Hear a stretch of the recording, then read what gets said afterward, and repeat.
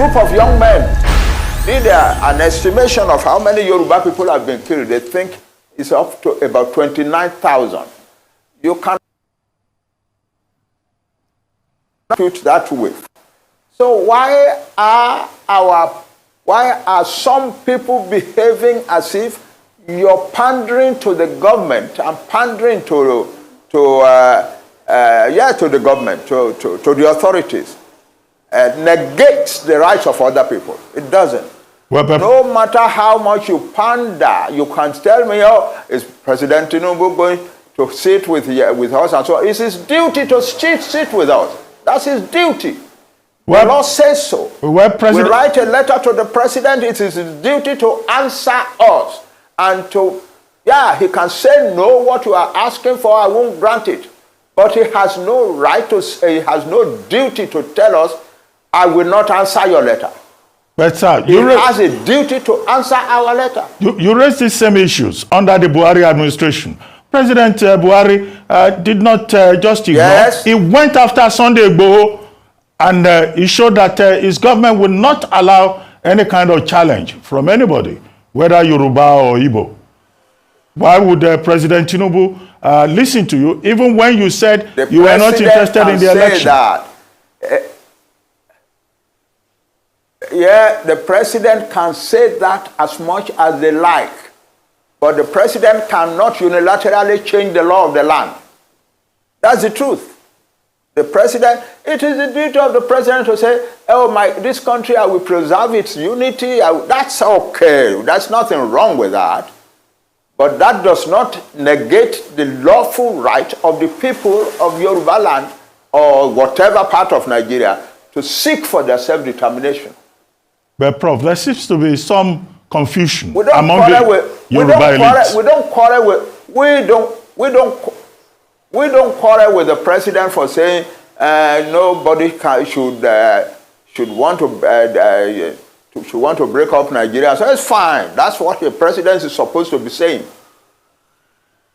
But we who know what is happening to our people, who think that the answer is to get out of Nigeria, we have a right to put it to the president and to put it to the world.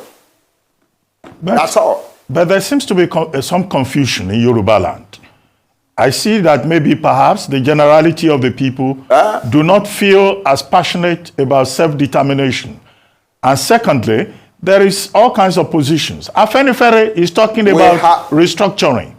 You are talking about self-determination. You don't know this. You don't know the nature of the Yoruba society. You don't. Most of the young people, and they are the majority in Yoruba land, want the self-determination of their Yoruba nation. That's the truth of the matter. That's what is keeping the movement going. And they are also doing so in the diaspora. Yoruba young men and women all over the world want their own country, separate from Nigeria. You cannot deny that. No matter how much you want to pander to the government, you cannot deny that. But that's the truth. But anyway, the important thing, however, and I'm surprised that you are not talking about that, is that the Yoruba people who are fighting for self-determination are telling the world and telling themselves that they will do it only peacefully. We are Yoruba. We know our status in the world. We know our status in the black world. We do not want to destroy the peace of Nigeria, and we do not want to bring difficulty into the lives of any other group in Nigeria. But we want to get out of Nigeria. That's it. Well, Prof, you were a strong member. And you're not talking about that. You are asking me questions. You are asking me questions as if what Onitiri did has the support of the majority of Yoruba people who want self-determination. It is not true. Well, Prof, she has a small minority of a section that is ready to do illegalities. A year ago, they went and attacked a radio station in Ibadan, and so on. Now this year they are attacking the entire government of Ibadan and so on. No. But we have never sent anybody to go and do that. And we do not support it or encourage it. Prof, and we think it is criminal. Prof, and so if they get punished for their criminality, we have no objection to that. Prof, you are a strong member. You cannot, because of them, generalize opposition to self-determination. You cannot. Well, Prof, you are a strong member of the Unity Party of Nigeria, also a very strong member of Afenifere. Afenifere is talking about restructuring. You are now talking about self-determination. What is the difference, in these two ideological positions? Our fathers in Afenifere are doing the right thing, talking about restructuring, so that we can go back and live our own life the way we used to live it prosperously. They're doing the right thing. There is nothing wrong with that. But we, another group of people, larger in number than they, are now saying, no, self-determination is the answer, not restructuring. Why? Because when you restructure, you are still in Nigeria. The people who are coming and disrupting your life and destroying your farms and killing your women and raping your mothers and daughters and so on are still Nigerians. They still have a right to come to Nigeria. The only final solution to that is to separate, so that you have a separate Yoruba country where we can make our own laws and so on, to which we admit only people we want to admit. So nobody can claim that they have a right to come to our land. They don't have such a.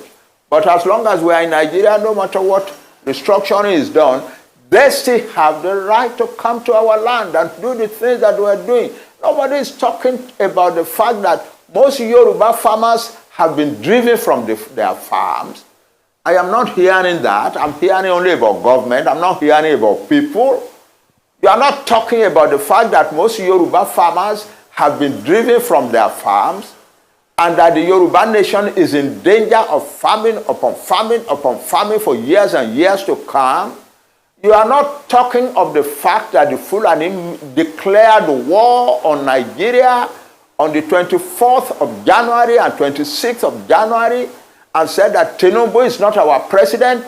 We are going to Aso Rock. We will take over the seat of government there, and we will use this place to organize the conquest of the rest of Nigeria. You're not talking about that. You are not talking of people who said, no Fulani man must be arrested for the bomb in Ibadan. If you do, you will have bombs in every town in Yoruba, in Nigeria. Nobody is talking about that. Nobody is talking about the sheer insult of living in a country where some people are treating the government like that. You are talking about Onitiri and so on. Why do our... Well, Prof, let me ask you this. Self-determination, you are entitled to your opinion. You are entitled to your opinion, but what I'm saying is that your opinion rigorously avoids the truth. Rigorously. Well, Prof, avoids the truth. Nigeria, as Onigo Chiche told us in his research on ethnic nationalities in Nigeria, has over 300 ethnic nationalities. Will you recommend self-determination to all the other ethnic nationalities in Nigeria? For all these nationalities to break away? Those who want it, don't ask me a general question. I'm asking for self-determination for a nation, the Yoruba nation. There are about 60 million people in Nigeria. And their territory is large enough to be a large country. So that's what I'm talking about. Any other nationality in Nigeria that wants self-determination is free to ask for it. I cannot come and ask for self-determination for nations that are not mine. No. Well, Prof, as we have this, we're having this conversation. You are in Cotonou, Republic of Benin. not too long ago, after Chief Sunday Igboho returned to Nigeria, one of your spokespersons, Mr. Gani Alagbaka, I think, said that Professor Akintoye will also be coming home very soon. How soon, Prof? Yes, I'm coming home. It's my prerogative in life to decide how I move. Yeah. Certainly. That's my right. But are you very... Or would you want, because of your support for Nigeria, also limit my right to move as I like? But Prof, are you very optimistic that one day this vision of self-determination for the people of Yoruba land will come to pass? It will come to pass. Well, it will come to pass. Nobody can stop it. Well, on that note, I would like to thank you very much. And we are not hostile to any government. We were not hostile to Buhari. We were not hostile to Buhari. So why should we be hostile to our own man who is president? He's our boy. It's our son. It's our brother. So we cannot be hostile to him. We were not hostile to Buhari. We sent a message to Buhari. Buhari told his people that election was coming. He didn't have time to answer us. And so they didn't answer us. All right. But elections are not coming now. And we want the president of Nigeria to discuss with us. President Buhari stood up in the United Nations General Assembly in 2016 and 2017 and said, self-determination is the legitimate right, the inalienable right of every nation in the world. He said that. He even said at some point, it is immoral for anybody to forcefully deny self-determination to any people. So people ask him, what about the people, the indigenous people of Biafra who are asking for their nation? He said, if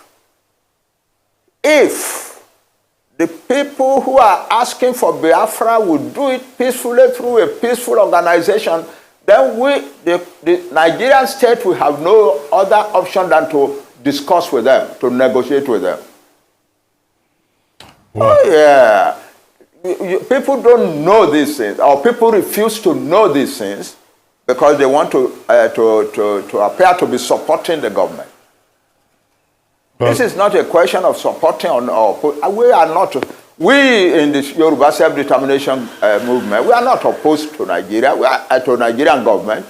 We don't oppose our people who are ruling us. No, but we think the time has come when a nation like the Yoruba must take its freedom and create its own kind of country where our people can live the way we used to live under Chief Obafemi Awolowo. That's what our people want. They don't, we don't hate anybody. We are not hostile. Even the Fulani who are coming and killing us, it's very difficult to get Yoruba people to hate them. You cannot preach hatred of another nation to Yoruba people. You cannot. It doesn't happen. It is not in their blood. So they don't hate the Fulani, they don't hate the Igbo, they don't hate outside, they don't hate anybody. They just want to get out and go and live their own life the way they know how to live it. That's all. Well, on that note, I would like to thank you very much, Professor Banji Akintoye, leader of the Yoruba Self-Determination Movement, leader of the Ilana Oodua Worldwide. Thank you for watching. If you're new to this channel, consider subscribing so you won't miss out any of our latest videos.